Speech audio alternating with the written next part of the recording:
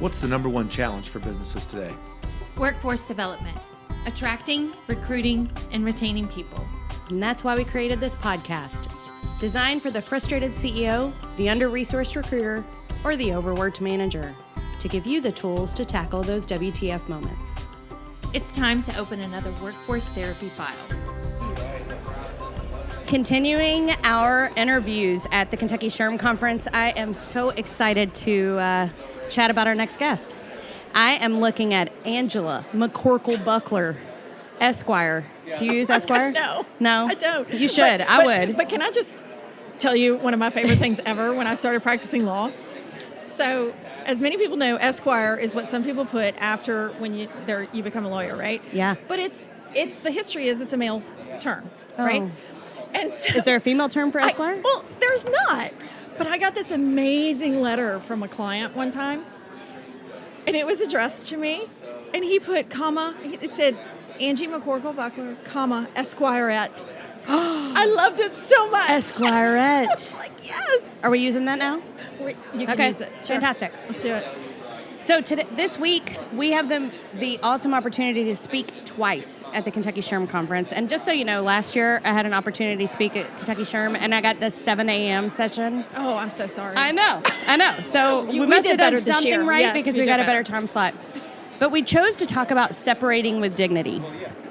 I know why I think this isn't a very powerful topic, but I'd love to know, why did you agree to do it with me? Well, number one, we've been through some stuff together. We've seen some stuff, for sure. And I think that in some of the stuff we've seen, we've made a real effort to try and treat humans like humans. Absolutely. And remember that employees are people too. Yeah. And to always keep people first. And so it's just a topic that's near and dear to my heart. There are ways that you can separate with individuals, which, by the way, is going to always be one of the most difficult times in that individual's life, because losing your job is real. And so to be able to talk with people about some of the mechanisms we can use to do it in a compassionate, thoughtful, mindful way. Yeah. That excited me. Same. Yeah. And I'm so glad we get to do it together. Absolutely. So if you could say, because we actually have a mix of people that listen to our podcast. We've got individuals that are business owners, business leaders, HR folks. If they're not all here today, obviously. So if you had one thing that you'd like them to know about separating folks with dignity, what would be your nugget that you would share? I know there's so many that we came across today. I know. Okay, so if I'm talking to a business owner, I'm going to say it will cost you a lot less to let someone go with dignity than to not. Absolutely. If they want to hear dollars and cents. Mm-hmm. But if I'm talking to just the world in general, you can't go wrong with treating people with kindness and compassion, and it just feels better. Yeah, treating better. people like people. But there is a strong business case for it. Yeah, right? Absolutely.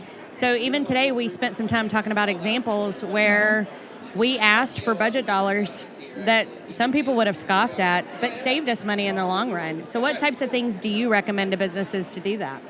Yeah, absolutely. If you're parting ways with someone, even if it's maybe just for performance-based or something like that, you can look at, are there ways to do a separation agreement and to work with them? Maybe it's not even cash that they're interested in, but for example, maybe they're concerned about continuation of benefits or how they're going to pay for their health insurance for their family for the next few months. And so I would just encourage people to be thoughtful, think outside the box a little bit. Yeah. And talk with those employees that you're going to part ways with and find out what's important to them. So it sounds like we're talking about individual consideration and meeting people where they are. Absolutely. I love it. So if people wanted to connect with you, Angie, tell our folks what you're doing now. Yeah, so I'm with Parcel. Absolutely. It's a wonderful company that Jamie founded, and so you can reach us there. And that's the best way to reach out, other than LinkedIn. I love it. Yeah. Thank you so much for joining us today. Enjoy your conference and for taking time to chat on our podcast. Thank you. Thanks for having me. Anytime. Thanks for listening to the Workforce Therapy Files. We hope you learned something new, and we're thankful for the time that you spent with us today.